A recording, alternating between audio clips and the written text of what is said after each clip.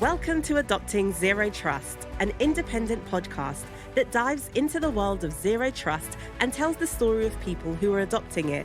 Throughout our series, we'll investigate why zero trust is becoming a critical concept for cybersecurity. Our hosts, Elliot Volkman and Neil Dennis, will have transparent and open conversations with the people driving modern security approaches forward, while leaving vendor hype behind. It's time to remove implicit trust and buzzwords and get to the root of the movement. Hello and welcome back to another episode of Adopting Zero Trust or AZT. I am Elliot, your producer, alongside Neil, your host. And today we have a guest that's going to be talking into a pretty hot topic as far as it comes down to things that people interact with on a frequent or regular basis. But, and I already told him I was going to mess up his name, Evgeniy, if you could kindly give us a little bit of background on yourself. You are currently, a CISO, a founder. You have run an MSP or MSSP. Which one was it? So a bit of a both, everything. So thank you for inviting me here. I'm almost like all you can eat meal because I spent 15 years in MSSP and VAR in a company called Horjuve Group that now calls Idaris. And over there, I did installation of firewalls in the beginning, running a number of teams later on, did the pre-sales for customers, working with vendors. And when I left last year, I basically was the VP of architecture. So right now, I'm doing several things myself. I have a consulting business where I mainly work with VARs, MSSPs, and some vendors. I have a podcast with a friend, actually 2 podcasts right now, Security Architecture Podcast and Cyber Inspiration. We did a cybersecurity conference earlier this year called Ski and Snowboard Cybersecurity Conference with other folks, and we do another one next year as well with Tony. And what else I'm doing? I'm writing a book, but it's separate. I'm spending a lot of time on LinkedIn. And in general, I'm very involved in the vendor community, the cybersecurity vendor community. I speak with a lot of founders. I understand how stuff works because fundamentally I'm an architect as well. So this is important. And when I talk to customers, I talk to people, I always want to approach the idea of connected infrastructure, connected architecture. Love it. So I guess the conference that you did, it wasn't just a write-off to go skiing and snowboarding with a bunch of tech folks? No, this actually was testing an idea. So the idea was, if we bring people that has 2 or more several passions, we just don't need to do anything. If any of you do scuba diving, there's a company called Maris, and they say just add water. So it's pretty much the same, just add beer and food.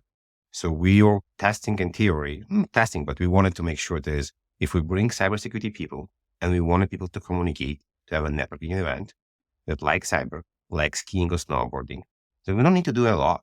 They will communicate, that we don't need to think about how open the conversation, how to talk with this person, because it's very easy to say, oh, are you skiing? Are you snowboarding? And you will see what is your favorite mountain? What do you do for cyber? Everybody wearing sport jackets. There is no issue with, oh, you have a Armani suit. You're probably a very important person. And as my buddy and my co-founder for the Ski and Snowboard Conference says, it's a perfect elevator pitch. We have not very big mountains here in Toronto. So you have 2 minutes when you're going up and somebody can pitch you on the idea of what they do. And if you don't like them, you just say, thank you very much. And you ski a different way. Or if you like them, you can continue skiing with them or snowboarding with them. And funny enough, we saw people standing on top of the mountain and talking cyber. So we went up and just continued talking about cyber. The idea was to test networking. It was really great. People connected. People loved it. People enjoyed sport activity and also business. So I was just making a quip. Brings a whole new way to the term elevator pitch. Up to slope. Yeah, so I was going to poke at Neil. So he helps out with is it Texas Cyber? Texas Cyber 7. Yes, sir. There you go. So maybe you can encourage them to add in a ultramarathon for us next year, and I will definitely go and show up for that. I think ultramarathon is a bit hard because you're not going to do a lot of networking. You're going to be running for a long time. So maybe at sprints, then you can actually talk between them. We do a lot of the walkings, not the runnings. So walk for cyber, basically. Walk and talk. Yeah, exactly. Much. No, it's fun stuff. No, that's good. That's cool. Conferences are hard, especially your own conference. Speaking from experience, but yeah, that's good stuff. I like it. It's a lot of learning, and it was for me very interesting because I did spend a lot of time with vendors but it was the first time when I actually spent a lot of time with the marketing people from the vendor side. Because a lot of conversation, who gonna be there? Do we get the people? How do we understand if they like it? We had a lot of communication about qualify leads for not qualify leads, and all this conversation went to brand new level on my other podcast that I spoke and with some of my friends. Very cool. Well, while we're actually talking about marketing, I want to derail us before we get to actually meat of the conversation, only because I just saw a pretty wild thing on LinkedIn. So I hope you don't mind us doing that. And I already threw it up in front of you. So probably not going to do the video since no one actually watches this, which we do have this on YouTube, by the way. So you're just going to get the audio version of us like explaining the situation. Maybe I'll put it in the link in the show notes too.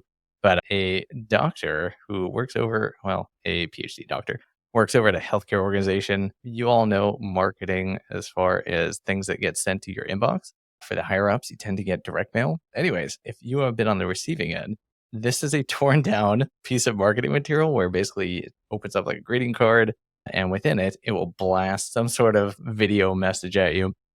Anyways, he tore it down. And typically you wouldn't see anything much besides like a chip and a screen and a little bit. But this version, and I will not say what company it was because it's a very large company and pretty generally well respected. But if you look in this, there's a LTE chip and also a SIM card in here. So absolutely freaking wild. I will say I work in the marketing side of the house typically, but yeah, this is a little bit weird. So for our vendors that listen, which I know isn't like the largest group out of our practitioners, maybe encourage not sending stuff like this. How do I get on that mailing list? These are fun to tear apart though, because I got them from like Salesforce and stuff like that. But yeah, that's interesting. So, anyways, back to the actual episode. Since we've got somewhat of an expert who can cover all sorts of things, one thing that we have not covered really from the zero trust perspective is something that people interface with on a regular basis across the entire day, which is the browser that connects you or the user to the internet. I got it wrong before. It is not just secure browsers. It is now enterprise browsers, but maybe we'll hand it back off to you. You kind of give us a little bit of a rundown. What is the background and, how is that kind of shaping up? What is the importance and relevance towards zero trust too? Definitely. I will try to do the short version because there's quite a lot of time to talk about it. Yeah, I'll make it a long version. Sounds good. Sounds good. Right. It started all the way probably 2008 with remote browser isolation, but you could also think about Citrix and people connecting remotely to places. But this is connecting back with remote browser isolation. The idea was if I'm browsing the internet and I'm potentially going to a bad website, I want an isolation between me and the bad stuff. So if I have a remote browser somewhere, I'm going to browse, this browser will browse for me. Think about this as you're a technician and you need to operate and open a bomb, for example, potential bomb. You're going to operate a robot. So the robot will do the work for you. And if something happens, the robot will have a problem and not you. So you're creating a layer between you and the bad stuff. So the same idea here. If the malware going to detonate on the browser, it will happen on the remote browser. There was a number of issues with this and some interesting applications, how you can use it. And still a lot of companies in the secure web gateway space using the feature of remote browser isolation, especially on the unknown websites. So it's quite cool. Now, with the beginning, Google also, Chromium, if you're not familiar, so Google Chrome run on Chromium and Edge run on Chromium as well, and many other browsers, actually support isolation between tabs from 2008. So it allows you to do the separation and basically you cannot go from a tab to tab. Several years ago, probably around 4 or 5 years ago, a number of companies realized, okay, what if I create an extension or take the Chromium browser, strip it even more and build on top of it and create my own browser. And this browser will also have the traditional similar features like URL filtering, malware analysis, DLP, and many other things. To the point that got many different features, I can also control which extensions you're going to have to install it. Why? Because extensions may change permissions and may do different things. Now, I can also figure out and say, hey, Evgeny, for you to do the work in this particular application, let's call Salesforce or AWS, you have to come from this browser. So now you need to authenticate to this browser, and this browser potentially will do host checker to understand from which device you are coming. Do you have the latest patching, AV, whatever it is?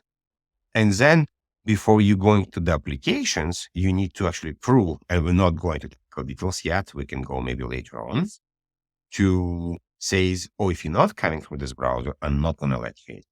So I'm supporting the entire idea of the Zero Trust framework that I'm not allowing access to anyone. I only allow access to validated people from validated devices to the validated browser. So I'm adding another layer of security.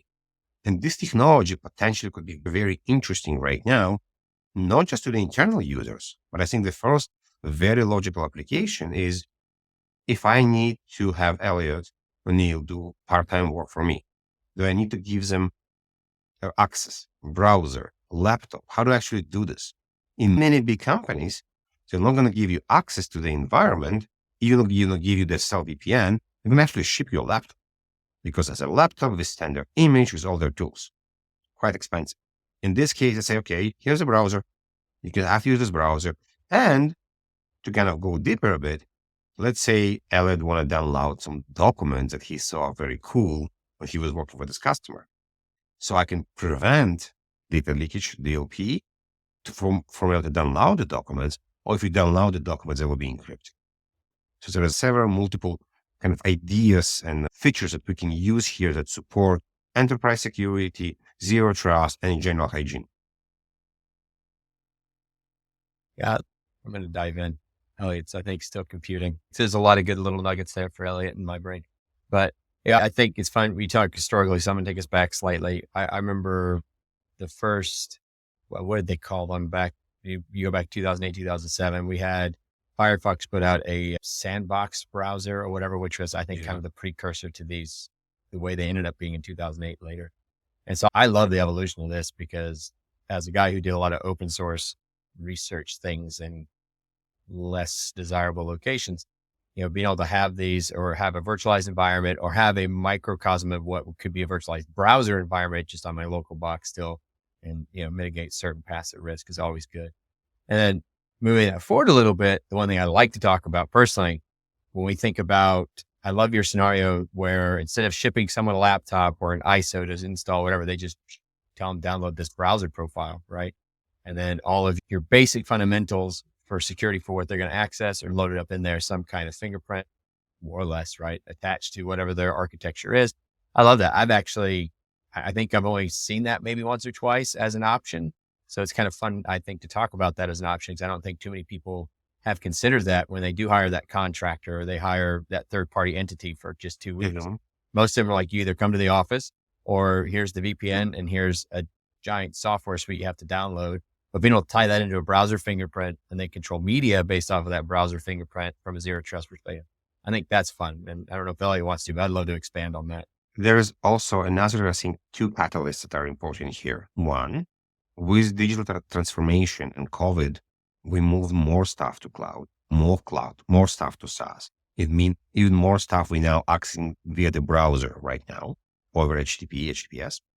And majority of our traffic right now is HTTPS. So it's encrypted. Guess what? For us to inspect the traffic with traditional secure web gateway and firewalls, we need to do SSL offloading or inspecting of the SSL. We're not going to go to this part right now, but it's not always possible. It's hard. It's CPU consuming. And we have this problem of what we call certificate pinning, that I'm not always able to open the certificate. But when I pushing the control and the inspection to the browser, I can actually do it before you encrypt. So there's a lot of interesting parts here as well and how it's actually going to grow. I think MDM is very important here, Elliot, because I can use the MDM to roll the browser. So let's think about the problem and say, okay, hey, Neil and Elliot, here's my fancy new browser. Use it. They're like, I don't want to use this. Like, leave me alone. Like, no, here's my MDM. Here's you're going to use it. So you actually can force people, or you can create a condition. Say, if you don't have this MDM installed on your laptop, and MDM only going to be installed in corporate devices, that you cannot use the browser. And because you cannot use the browser, you cannot log into XYZ and you cannot do this work. So you can creating these conditional scenarios that even if the bad guys gonna get your credentials, get your MFA, they're still gonna missing this part of conditions. Yeah, I think the managed device aspect of things, I've seen a trend recently. So to give Ellie a little fluff for what he was going to ask, I've seen a trend recently where both some startups, smaller startups, 20, 30, 40 people startups, and then some companies hiring consultants, back to the whole point of no equipment. They've told them, take your own laptop, install our MDM solution, and then install, our browser or other tools right through that solution. And one, I'll say this, I think that's, for me personally, I'm abhorrent to that model. If you want me to install more than just a browser, you're going to need to give me something else other than my own equipment if it's not something I'm already working in. But like it or not, I think that's kind of to where we're going at the moment. That's kind of where the trend of things is with the bring your own device policies that a lot of companies set up, especially startups, that they're expecting us to install this service, and then they're expecting us to install the additional tools and collateral. But if someone told me to install just a browser from a particular build, I'd be okay with that because I'm only ever going to do work stuff from that browser. And at the end of the day, it's not some third party, managing my overall box as a whole, right? There's interesting compliance aspect here that we're not still there. So because we're gonna get there. So Yeah. Elliot, you're working with the companies that do doing actually compliance stuff. Okay. More or less, yeah. More or less. And it's Hopefully. interesting because we have compliances and we need to prove stuff. So part of the stuff we need to prove, do you have an EDR on your laptop, for example, SOC 2 compliance, other compliances. Now, if I can actually say that I don't need EDR, why? Because everything I do is contained in the browser, then Neil is going to support you part. I can bring my own device to do this particular work for this company, and I don't need to prove I have an EDR because I have a way to prove you everything's contained inside the browser. So let's say your devices potentially have issues, but it's supposed to be contained. Again, we're not there. We're not even close to be there. It will take time to prove it's actually right, but this could be one of the things that you can do. Yeah, I like the idea. I think it's clever, and especially, once again, remote work. I think this is a big thing. There's obviously a place for enterprise. I think we can ping that in a few minutes. But being that I think all of us work remote, I know Elliot does. So when we think about the lifestyle, what that is, how do we want to mitigate risk? How do we want to mitigate cost exposure at the business level? And once again, back to what we mentioned earlier, it's far less expensive to design some kind of contained browser solution that adopts CT and some methodology, as opposed to shipping someone a laptop or shipping someone additional software or requesting them to install a robust amount of security software. So on that note, when we think about this, so you say it's not necessarily quite there per se. Where do you think today, where do you think it is from maybe a security implementation? Is it good for them to do from a remote work perspective and say, hey, you're good? Or should we kind of fixate more on the end start? No, I'm saying we're a long way to say, I don't need an endpoint security because I only use the browser, So I cannot really have this claim that I only do my work in the browser. This way I don't need to install my EDR or EP. Because this is the only thing I'm doing and it's contained. But from there, if I use endpoint security or MDM, whatever it is, to protect my laptop, the browser itself has quite a lot of capabilities and features from a variety of companies. Now, I am talking about browsers, but there is also other type of vendors that say, wait a second, why do I need to install the entire browser? I like my Firefox. I like my Opera. Why do you force me to use Evgeniy browser tomorrow? So there's another sliver of vendors that say, don't worry, here's an extension that you can install in the browser you like, Chrome, Firefox, Safari, whatever it is, Edge, and we'll do almost everything that the entire browser can do.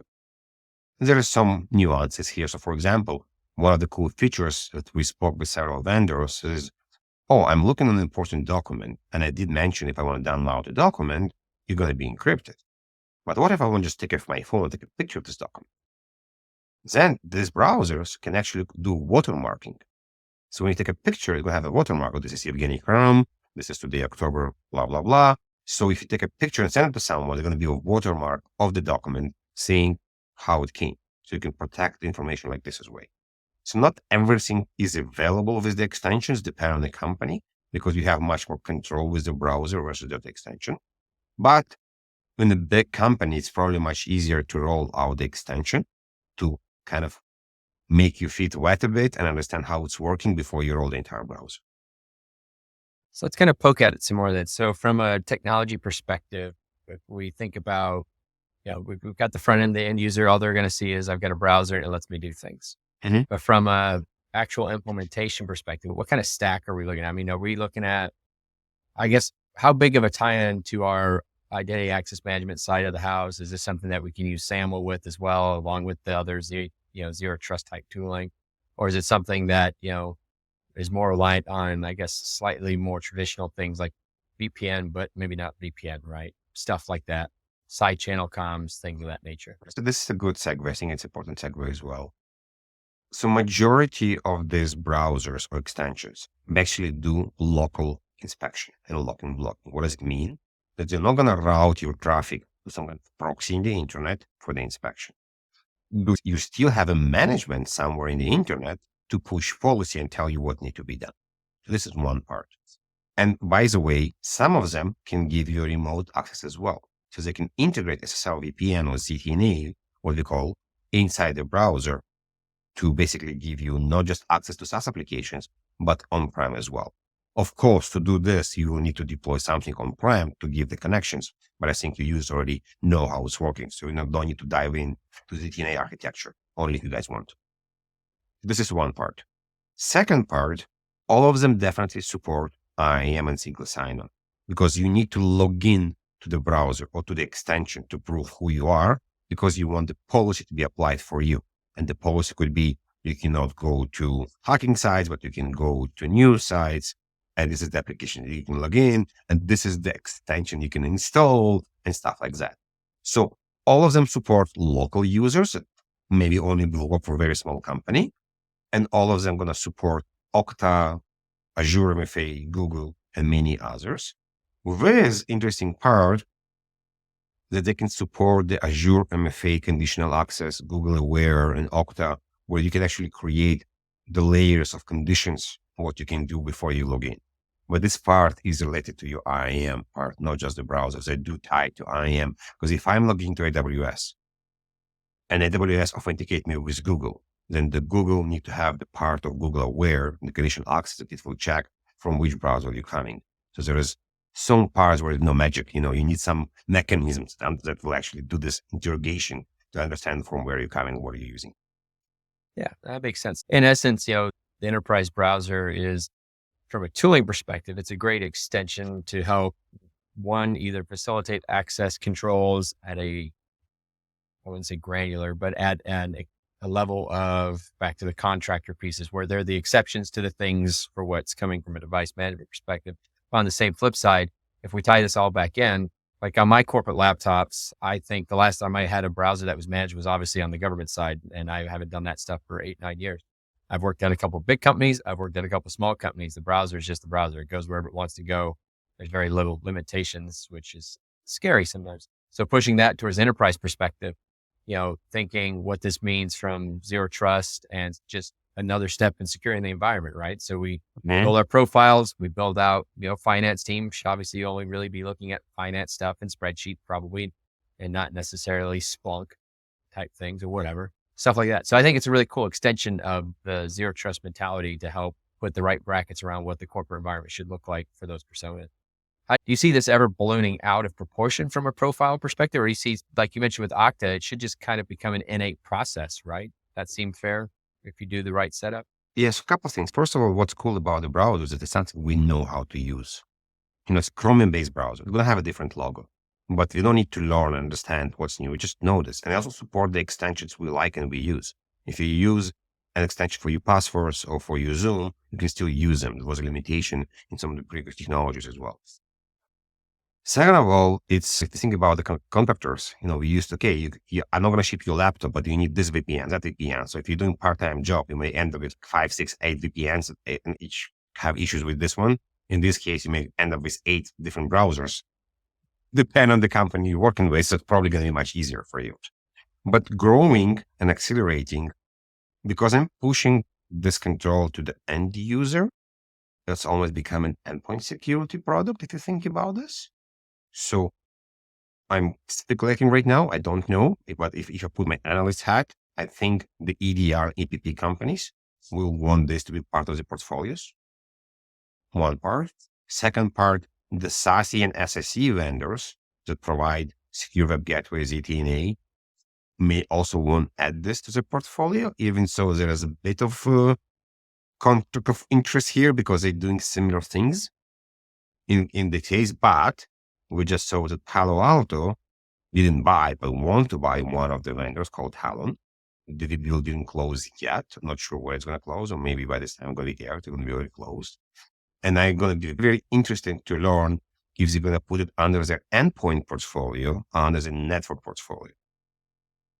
Yeah, I think that's fun comparison there of growth and where they could be. I agree. I think it's, for me personally, I think it's more endpoint security because of the limitations you can apply to that persona. And obviously it's the endpoint. It's deployed down to the user, like you mentioned. So now I was thinking about this. I'm going to cut you off if I may. I was just thinking about this. We have Chromium devices. Think about this. We have laptops that basically run gigantic Chrome browser. Yeah. So this is a phone. So what's stopping us? And there was actually companies like Blue Coat in the past, if anybody remember the companies like this, were creating special packages for Chromium devices and many other companies as well. So what's stopping us to have a special device that basically run the enterprise browser version of it and give you all the URL filtering, everything you need? So when we give Chromium device, we're not really installing endpoint security on it because the entire device is just a browser. So we assume it should be secure. So we have similar ideas and kind of coming back to terminal days, use a terminal. I think that's kind of fun too, though, because that's a cost perspective. I mean, I can go out and get a $100, $120 Chromebook right now and do not a lot of heavy things, but I can do the basics. If you need me to log into a couple of websites, poke and prod some things, I can do it. But if you need me to do heavy lifting, like most enterprise companies, as an engineer, they'll give you like a MacBook Pro or some kind of Linux build, right? A big heavy box. But I think cost perspective, I think it's a great thing to take into account. If we do this in a Chromebook environment, we plus up that Chromebook a little bit. And like you mentioned, the whole thing's basically virtualized at that point and comparatively more secure out of the box than just a basic default Mac or Windows, at that point. I mean, I think that's some good, fun potential impact for growth for a company and cost. If you don't mind me jumping in with my annoying marketing hat, I think probably one of the best use cases I could see out of a scenario like this is reducing risk in the supply chain. I work with a ton of contractors and freelancers, but if for my onboarding process, they have to go through background checks, security reviews and all that, it doesn't make sense to necessarily send them a piece of hardware to them. But if we want them to be able to access basically anything, that is the barrier to entry. So potentially, instead of, we're not going to just do a VPN either. Remote-based org, that it only goes so far. So I don't know, maybe even potentially a use case in an enterprise browser in this scenario would be something very specifically set up where they can access things, still having to go through an IDP, something to that extent, be able to access things. But that in theory would be able to reduce. Yeah, and think about this right now. Even with all the security checks they're doing, can you actually truly tell us that they don't download any documents when they're done working with you? And don't take them with you? Certainly not. No, you cannot. And I spent enough of my time with DLP programs in my past life. It's a program. It's not a vendor. It's not a specific. It's hard. It's not easy. It's possible, but it's not easy to do. But if I contain this to only one channel, or contain this to only one part as a browser, and this is the only point of entry, then it's become much easier and manageable actually to do from a technology perspective. I'm a huge fan of the Zero Trust doc setups and the people that are tackling that program. Because again, government side of the house, we've had that construct of some kind of Orcon originator control stuff and tying that back to the meta within the files for a very long time. Enterprise, with Zero Trust and the whole construct, is neat to see that. So then to your point, download a doc, the key pair is actually tied back to the browser and those auths are there. So when the laptop's not connected, or when the browser's not connected, rather the doc's not connected, and it's just a dead doc, right? Mm-hmm. I think that's very important. And especially in this world with PII and everything getting installed, there's a reason why China has a jet fighter that looks like every one of ours. It's because they got access to someone's laptop that happen to have copies of crap on it that were not encrypted. So simple things, simple stories to solve, but doing something like this, browser-based with the key pairs already there, tie it all together, and then I can't do anything with those docs and I'm done. It's just good policy management. Yeah. And then Elliot gets his supply chain risk mitigation strategy out of the way. There you go. That would be it. Again, if you all saw how long it took just to onboard like a single contractor, anything where you can reduce that would be absolutely amazing. By the time they get approved, I'm like, oh man, found someone better. Sorry. So basically, you're saying everyone's listening right now. If you want to sell something to Elliot on board people faster, this is your chance. Yeah, that's exactly right. Pretty much. Especially while I'm on parental leave right now. I'm even more helpful. I had a vendor call me earlier. I was like, sorry, call me back in like 2 months. No, Although this is the perfect time. Vendors always give you like free WS cards, whiskey, wine. You're like, guys, I need diapers. I need cream. I need that. You're like, I'm happy to have a call with you. Please make sure you have a nanny for me when I'm talking to you. Right. So yeah, That's pay hilarious. for a nanny and I will talk to anyone right now. I'm totally on board for that. oh, Hey, horrible I'll be right there now. We're going to give 4 ideas to hours. vendors. Bring it on, Yeah. Salesforce. Well, so being the guy who normally doesn't put us back on track, but putting us back on track, because I'm very curious about a question that I'm in the process of trying to remember because the nanny thing got me sideways. Supply welcome. chain. That's where I was going. Supply chain. So we think about this as an idea. So Elliot kind of touched on this. And I think, Jenny, I think this is a good thought flow too. When we think right now, most of the big corps are relatively speaking, compared to their supply chain, are relatively hardened comparatively, right? Mhm. There's always a way in, obviously.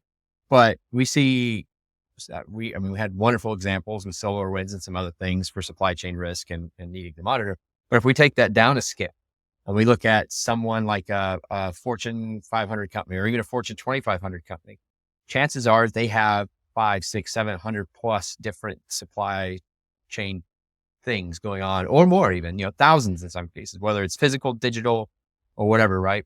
But if you have these dedicated third parties that are having to come into your solution, or if you have these partnership arrangements where it's just as simple as communicating spreadsheets, that I think you as a large company owe it to yourself and the company you're working with to provide them some kind of secure methodology beyond just the basic emails and the basic logins, right? So yes, it may mean that these vendors have 100 freaking browsers because maybe they're working with that many. But a lot of times you've got that lower echelon and that key of 600 that maybe there's out of that, maybe 10% that they're only working with you and maybe 2 other people, right? So if you give them this secure browser modality and say, hey, use this to download our purchase orders or whatever they are, use this to interact and submit stuff to our doc repo this way. I think from a supply chain risk management perspective, yeah, it costs you, if you're using Okta and the browser and everything, maybe $100 a month for a user for a device, give or take. This is just me guesstimating based off of Okta experiences, but $100 a month for one net new browser that's relatively more secure. The comms line's relatively more secure versus, $15 million brief because they got popped with your documents that then got exposed and then used against you, right? And don't forget. Thoughts on that? Yeah. So I agree with you. Also, I have control of the documents, what's going everywhere. And if I ship you a laptop, I need to collect the laptop when you're done. If I ship you a laptop, I need to make sure it has all the tools. So I need to pay for the EDRs, MDMs, VPN, also on this laptop.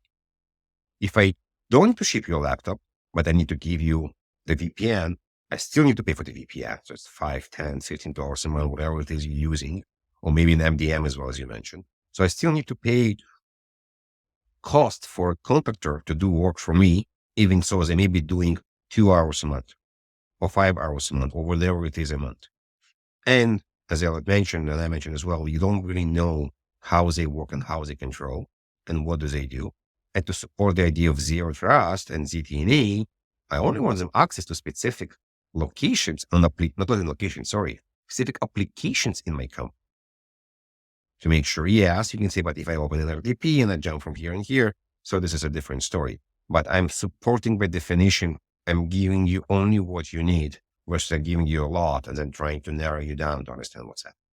Yeah. And then it becomes a corporate-based policy, not a business unit type idea. So whenever you have these solicitations for third-party supply, whatever it is to come into your environment, you've hopefully already built out the basics and you can run it through the normal deep processes at a corporate level. I say all this because I see a lot of business units that they hire a third party, especially in controlled systems, right? Whether it's HVAC, fire, power, whatever, and back to some companies that have had their fish tanks hacked in prior lives.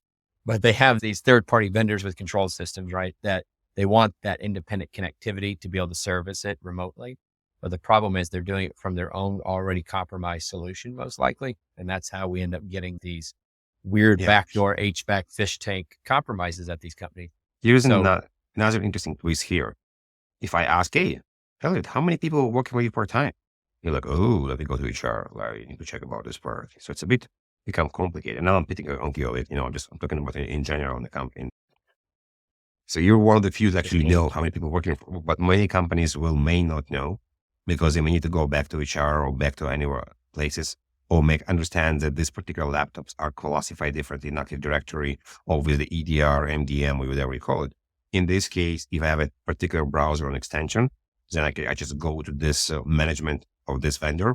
Oh, okay. This is all the people that work for me. So my asset management, my vendor contract, my list of people that doing work for me in a way become easier for me as well.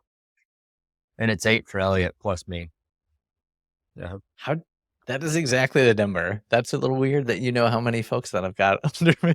You mean no cats? See what else I have on your laptop. Every time all dogs, no cats. Sometimes somebody reaches to me and say that based on my profile on LinkedIn, I need X, Y, and Z because I'm growing fast. Like, it's just me, microphone, and a cat. Like, what do you think? No, I like these. So I think this, like we started off with, this is one of the things that we haven't had a chance to really talk about. We talk about, we've talked about endpoint security a little bit. We've talked about server type security models a little bit. And obviously and in most cases, we always just come back to identity access management. What does that mean? Pick someone who does it and does it well. But I think this is fun because the browser itself, to your point earlier on, this is where everybody lives 9 times out of 10. Unless you're an engineer who doesn't understand what a tab looks like and you do command line all day long, everybody has a browser somewhere and everybody's doing something with the browser. And so why are we going to only focus on those network devices that are trying to secure the inbound, outbound of those comms when we could take it down that echelon a little bit more and endpoint security management at the end of the day, really at a much more granular level and a much more effective level, I think. So, I don't know, Ellie, if you got more to throw in there, that's kind of where my brain's at the moment. I'm also running on 2 hours of sleep. So, oh yeah, I mean, that sounds right. So I actually want to chime in. Well, pull something maybe out of the background. So I fortunately got to also chat with our guest here yesterday and invite him to chat with a bunch of other kind of, brand cyber marketing folks to chat through things. But one of the main things that I got out of that conversation was that you focused on the money aspect. So I was hoping maybe we can look into that. It's not something that we typically chat about on here as far as like bringing in tools because we keep things a little more neutral in nature.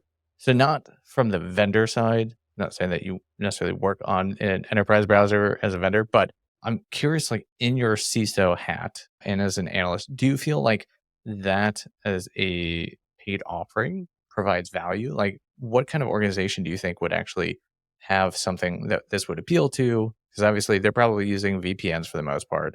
Maybe they're using SASE or ZTNA to an extent, MDN, all these other different pieces. It does offer some consolidation, but where do you feel like this would fit? Like, is this like future state? We'll see maybe more of it as it gets refined. Or do you feel like organizations are probably like, you know what, this is a big enough issue, solves enough of our issues, maybe it consolidates. Like, what's your perspective there on the financial aspect? A couple of things. And I think, first of all, if I put in my CISO hat, not many companies still have a calculation on how much they spend a month on a user for security tools. So if I want to hire 5 people, how much money I need to spend more per Evgeniy or Neil to actually run the EDR, email security, MDM, vulnerability management, or the COVID stuff I'm forgetting right now for sure. Secure web gateway. Okay. So this is add to this pile. Many medium companies don't even have secure web gateway, for example, or reliable VPN, or a way to conditional access. So this is probably going to be a much easier way to go for the smaller company, medium companies there. For a bigger companies, it's going to be a bit harder because you need to replace it or potentially replace the browser or potentially understand how it's going to work with your traditional secure web gateway or with traditional remote access. Or, okay, there's also this part where they're using something like Palo, Zscaler, Checkpoint, Netscope, iBoss, and many companies in the space, 40. I'm not just doing remote access and secure browsing. I'm also doing CASB, Cloud Access Security Broker. I'm also connecting over API to my Dropboxes, OneDrives, and Salesforce. So I'm not replacing this part right now. So this is the part that I need to calculate which part I can remove and not remove. Right now, I feel the perfect use cases is the part-time contractor for people, basically. And the people that don't have anything mature or have still something on-prem, because this follows you. And after that, then understand and build a model on the price. Do I replace or do I augment? Or I potentially take people that are on higher risk. So, you mentioned programmers. They're very important people because they have access to a lot of stuff they can break or the other can break. So maybe when the people need to do DevOps or other things, they're going to have such browsers or such extensions because I want to create more condition for you to access, more options to control who you go and what do you do. And again, back to the conversation of if your identity got stolen somehow, and now the bad guy is going and manipulating them in Active Directory, guess what? They're maybe not able to do it because they're missing this conditional part as a browser or the extension. Yeah, makes sense. Yeah. So I think overall, in the cost perspectives, it's a good business risk discussion, right? I think you hit kind of a fun point at the end there when you were talking about people who are more on-prem versus currently cloud and cloud versus on-prem. I've been fortunate in the last couple of years to work with a lot of companies that are in the process of adopting a more cloud-based environment, right? Which I think browser type constructs that we're talking about here would fit the bill a lot for how they should go about securing that engagement and mitigating those risks.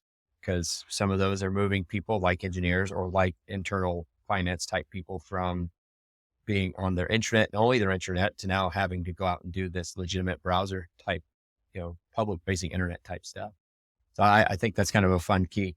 Now, so for that being said, though, iterating on the cloud versus on-prem, if you were to start and focus on this a little bit more, if you were to go down this rabbit hole, would you think that these more secured browser solutions should be for those who are transitioning from cloud or on-prem to cloud? Or do you think someone who's already kind of committed to the cloud should be kind of your first taker for this stuff?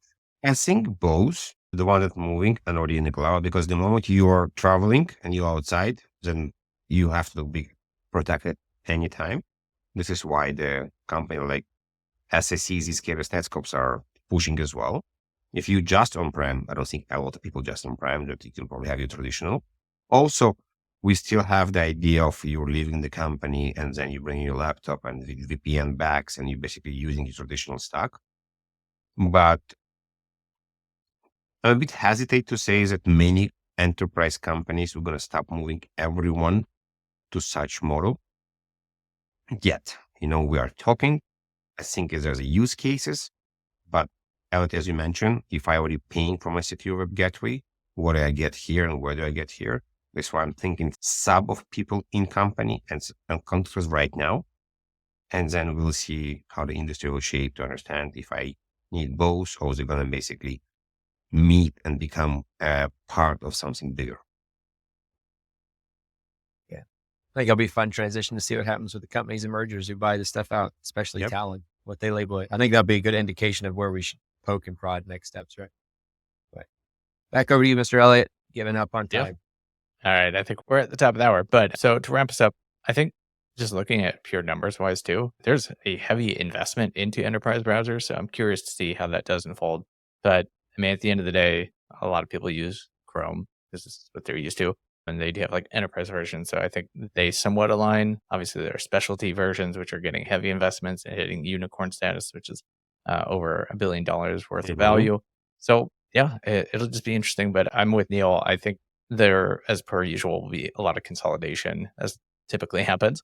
So yeah, it'll be interesting to see how the market turns out. But that takes us to the end of today's episode. I will say one other thing. If our listeners use enterprise or secure browsers, definitely reach out. Let us know what your perspective is.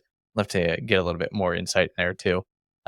That said, Evgeniy, thank you so much for joining us. Always appreciate bugging you on LinkedIn and the rest of the spots. Can you give a shout out to where people can listen to your two different podcasts as well? So Security Architecture Podcast is the place to find both of the podcasts, Cyber Inspiration Role under Security Architecture. And if you find me, it's LinkedIn, Evgeniy Kharam. Thanks God there's not too many Evgenys on the LinkedIn, so you'll be able to find them quite easy. Evgeniy Kharam. Thank you very much. It was a lot of fun. Thank you so much again. We really appreciate it. Thank you for joining AZT, an independent series. Your hosts have been Elliot Volkman and Neil Dennis. To learn more about Zero Trust, go to adoptingzerotrust.com, subscribe to our newsletter, or join our Slack community. Viewpoints expressed during the show do not reflect the brands, employers, or companies of our hosts, guests, or potential sponsors.